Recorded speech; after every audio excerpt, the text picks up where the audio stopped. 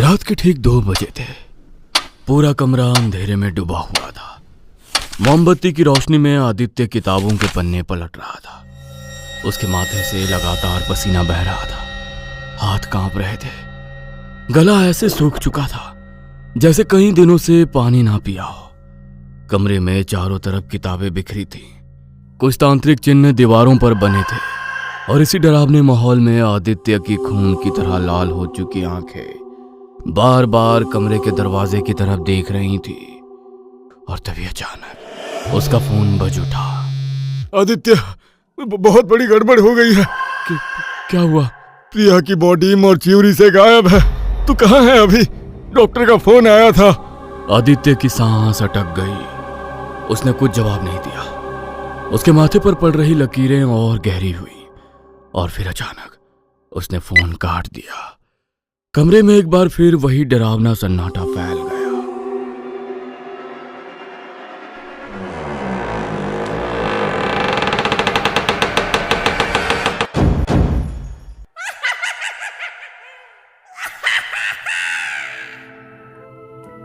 प्रिया और आदित्य कई सालों से एक दूसरे से प्यार करते थे। आदित्य अपनी फैमिली के साथ प्रिया के घर आया हुआ था। कुछ ही देर में गांव के बुजुर्ग पुरोहित ने दोनों की कुंडली अपने सामने रखी और गणना करने लगे। कुछ देर तक चुपचाप रहने के बाद अचानक उनके चेहरे का रंग बदल गया। ये विवाह नहीं हो सकता। पुजारी की बात सुनकर अभी तक खुशी से खनक रहा कमरा सन्नाटे में बदल गया। क्या मतलब गुरुजी? इन दोनों की कुंडली में विवाह का योग ही नहीं है और अगर शादी हुई तो बहुत बड़ा अनर्थ होगा। मैं ये सब नहीं मानता। क्या मतलब इन बातों का? बेटा, कुछ चीजें हमारे मानने ना मानने से नहीं बदलती। जो कुंडली में लिखा है सो मैंने बता दिया। मंगल की भारी छाया है तुम्हारे रिश्ते पर। मैं प्रिया से प्यार करता हूं और शादी उसी से करूंगा। ठीक है, फिर ये जान लो कि आगे का रास्ता अंधकार से भरा है। यजमान, अगर आपके बेटे को बात सुननी नहीं थी तो मुझे यहाँ अपमान के लिए क्यों बुलाया? गलती हो गई जो आपको बुलाया। और हाँ, आपके इस अंधकार से मुझे कोई डर नहीं। जो होगा मैं देख लूंगा। पुजारी जी वहां से चले गए और बिना किसी की सहमति के जल्द ही आदित्य की शादी प्रिया के साथ हो गई। शादी के बाद बेटा, एक बार गांव जाकर कुल देवता की पूजा कर लो, हमारे भी मन को शांति रहेगी। और हाँ, तुम्हारे शादी के फैसले के बाद मैंने पुरोहित जी से बात की थी। उन्होंने मंगल शांति की विधि बताई है। गांव में सब व्यवस्था हो गई है। बस तुम्हें वहां जाकर सच्चे मन से विधि पूरी करनी है। ठीक है माँ, तुम्हारी खुशी के लिए कर दूंगा ये भी। दोनों गांव जाने के लिए निकल पड़े थे। पूरे 12 घंटे का रास्ता तय करके वे गांव पहुंचने ही वाले थे कि तभी सामने से तेज रफ्तार ट्रक उनकी तरफ आता दिखाई दिया। आदित्य ने बचने की बहुत कोशिश की, लेकिन एक भयानक टक्कर हुई और फिर उनकी आंखों के आगे अंधेरा छा गया। जब आदित्य की आंख खुली तो वो अस्पताल में था। उसके सिर पर पट्टी बंधी थी और उसका अंग अंग दर्द से टूट रहा था। प्रिया, प्रिया कहाँ है?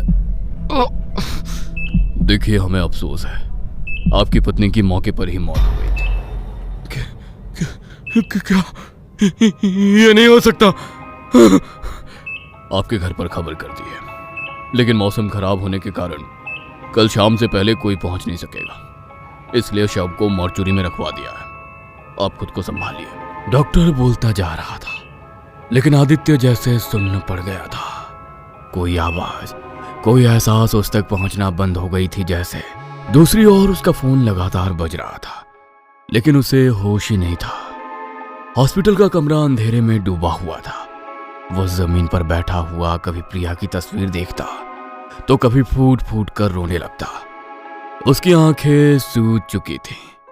हर 10 मिनट बाद वो खुद से एक ही बात कहता, ऐसा नहीं हो सकता। प्रिया मुझे छोड़कर नहीं जा सकती। प्रिया, मेरी प्रिया। एक बात सच सच बताओ, प्यार करती हो ना मुझसे? बहुत ज्यादा। तुम सोच भी नहीं सकते उतना प्यार करती हूँ।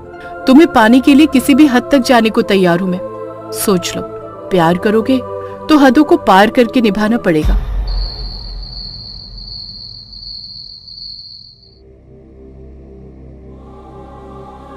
मुझे वापस ले आओ आदित्य। मैं अभी गई नहीं हूँ, इंतजार कर रही हूँ। आदित्य पागलों की तरह इधर उधर देखने लगा।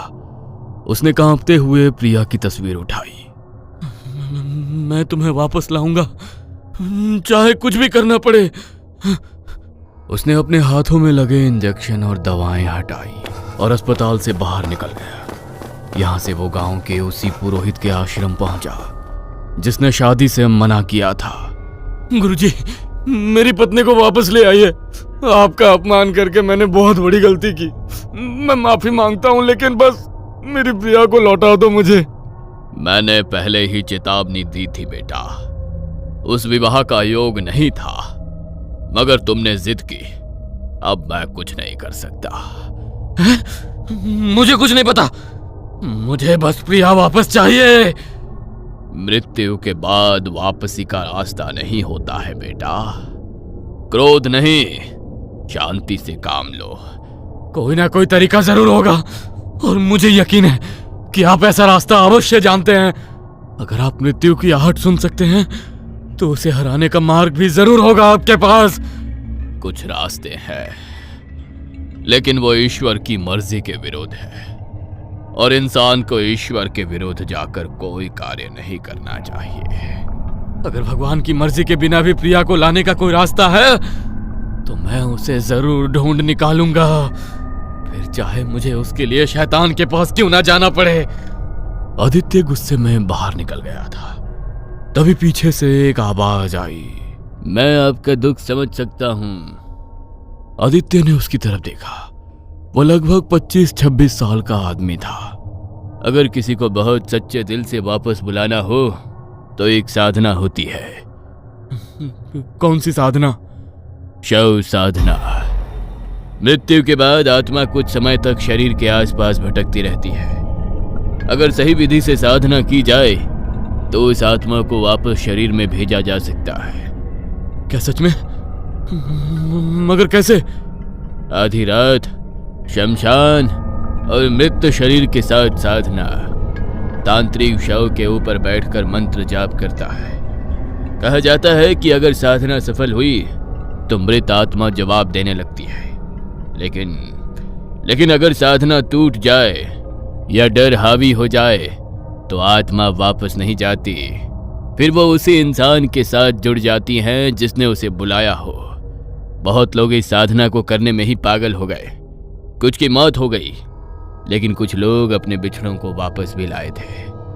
तो अगर तुम्हारा प्यार सच्चा होगा तो ये अपनी पत्नी को वापस लाने का तुम्हारा आखिरी मौका है। ये किताबें ले जाओ, शायद तुम्हारे काम आएंगी। उस लड़के की बातें आदित्य के कान में किसी कैसेट की तरह लगातार बज रही थी। वो गांव के अपने घर में पहुंचा और वहां बैठकर अपनी रिसर्च शुरू की। आज के दिन ये साधना हमेशा शव के सड़ने से पहले की जाती है। इसका मतलब पहले प्रिया को यहां लाना होगा। शहर का सरकारी मॉर्चुरी लगभग खाली था और एक सिक्योरिटी गार्ड ड्यूटी पर ही झपकी ले रहा था। तभी पीछे की खिड़की धीरे से खुली और काले रेनकोट में एक आदमी अंदर घुसा। उसके हाथ कांप रहे थे। वो आदित्य था। आदित्य धीरे धीरे उस बॉक्स तक पहुंचा जिस पर लिखा था प्रिया आदित्य शर्मा। उसका गला सूख गया। कांपते हाथों से उसने बॉक्स बाहर खींचा और जैसे ही सफेद कपड़ा हटा, प्रिया का चेहरा सामने था, पीला और बेजान, लेकिन बिल्कुल शांत। आदित्य की आंखों से आंसू बहने लगे।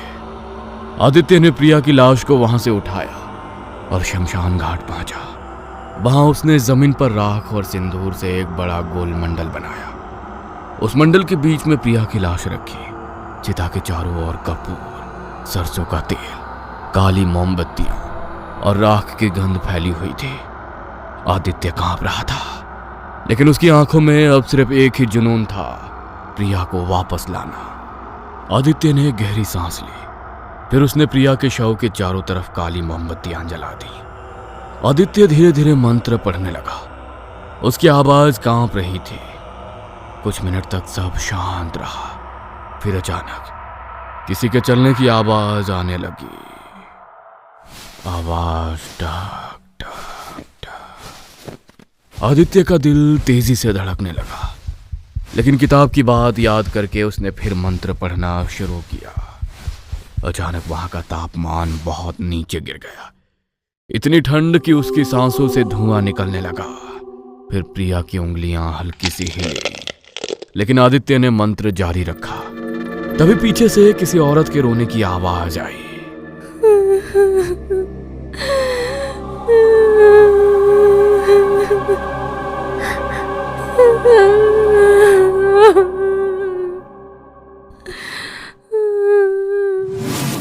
आदित्य ने डरते हुए पीछे देखा, वहां कोई नहीं था।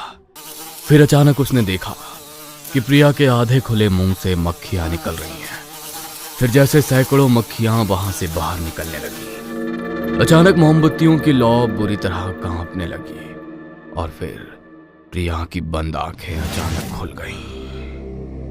सफेद, बिल्कुल सफेद। और फिर किताब में लिखे शब्द उसके मस्तिष्क पर गूंजने लगे।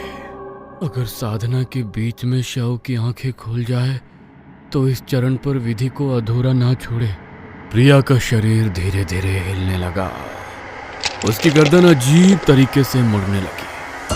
अचानक प्रिया उठकर बैठ गई। उसके बाल चेहरे पर बिखरे हुए थे, मुंह से काला पदार्थ बह रहा था। वो किसी जानवर जैसी भारी आवाज में सांस ले रही थी। उसकी आंखें अब पूरी काली हो चुकी थी। प्रिया, मैं हूं आदित्य।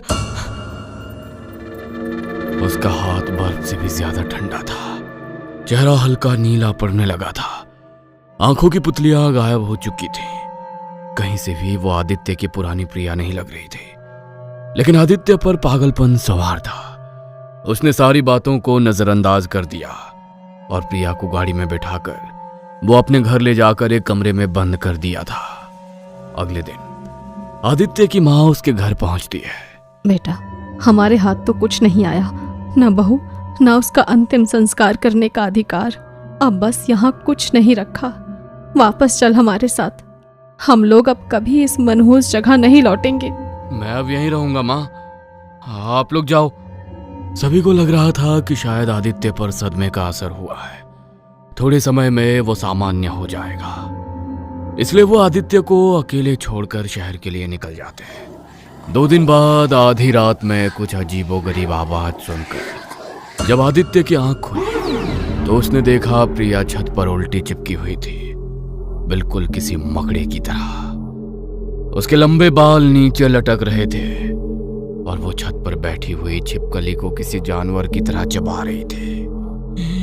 ये क्या कर रही हो? नीचे आओ, मैं तुम्हारे लिए खाना लाता हूं ना। अगली रात आदित्य ने प्रिया को भरपेट मटन खिलाया और सोने चला गया। लेकिन आधी रात फिर से उसके हाथों में एक मरा हुआ जानवर था और वो उसके मांस को नाखूनों से नोच नोच कर खा रहे थे। अगले दिन से वो घर में कच्चा मांस लाने लगा। घर से सड़ चुके मांस की दम घोटने वाली बदबू आ रही थी। उसके मुंह से छोटे सफेद कीड़े बाहर निकल रहे थे और वो उन्हें जीभ से वापस अंदर खींच रही थी। उसकी परछाई तक नजर आना बंद हो गई थी। फिर भी आदित्य को उसके लौट आने का भरोसा था। आओ प्रिया, तुम्हारे कपड़े बदल देता हूं। जैसे ही आदित्य ने उसे आईने के सामने किया, उसके रोंगटे खड़े हो गए। आईने में उसका चेहरा बहुत अलग दिख रहा था। आंखें बहुत बड़ी और मुंह अस्वाभाविक रूप से लंबा था। चेहरे पर फटी हुई चमड़ी भी थी। वो प्रिया नहीं थी, मानो इसके शरीर में रह रही कोई डरावनी आत्मा थी। आदित्य को अब पिछले कुछ दिनों की घटनाएं याद आने लगी। अगले दिन सुबह होते ही वो सीधे आश्रम पहुंचा। वही युवा पुजारी बाहर खड़ा था। तुमने कहा था प्रिया को वापस ला सकता हूं, झूठ कहा था तुमने। क्या हुआ?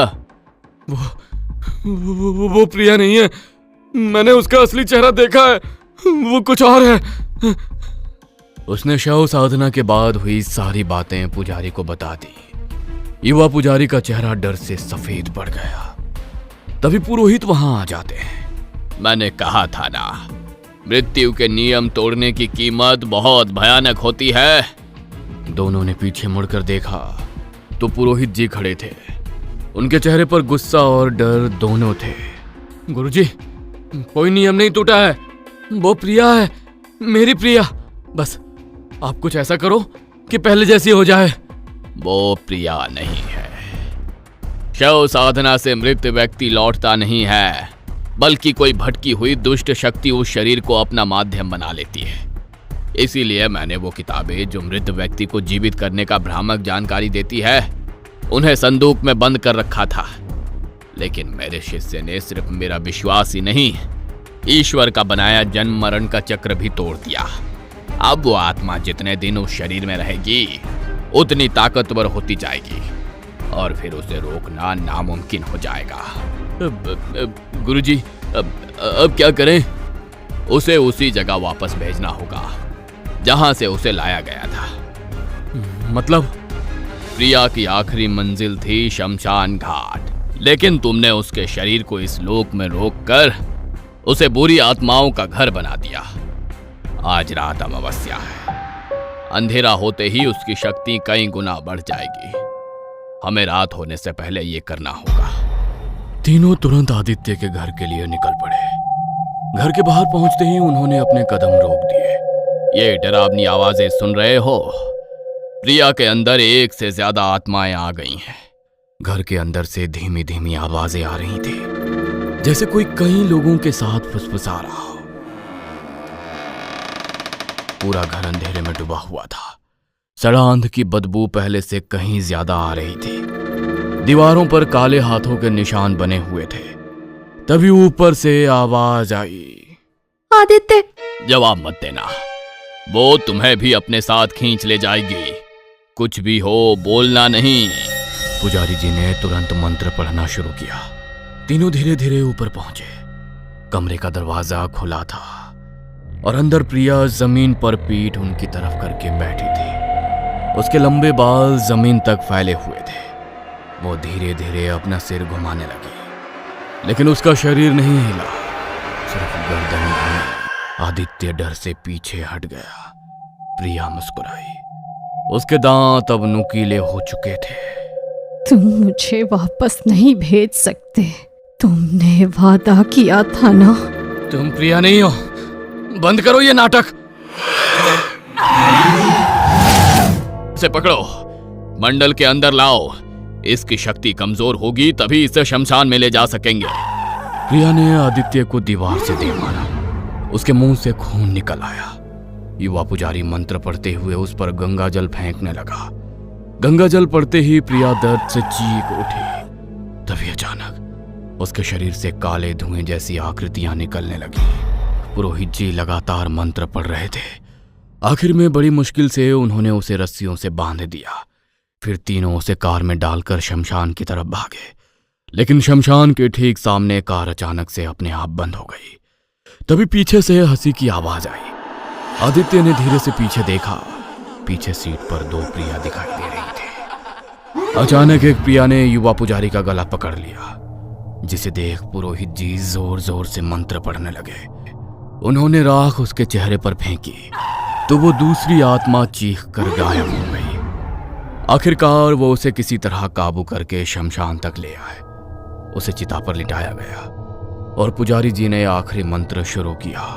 आदित्य, मुझे मत भेजो, मुझे तुम्हारे साथ रहना है।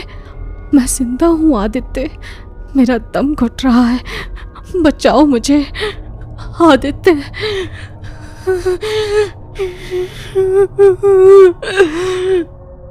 कुछ पल के लिए आदित्य रुक गया। उसकी आंखों से आंसू बहने लगे। वो तुम्हें धोखा दे रही है, प्रिया जा चुकी है। आदित्य ने हिम्मत करके कांपते हाथों से चिता को आग लगा दी। पुजारी जी ने मंत्र पूरा किया और अंत में प्रिया के शरीर के साथ उसकी कहानी भी खत्म हो गई।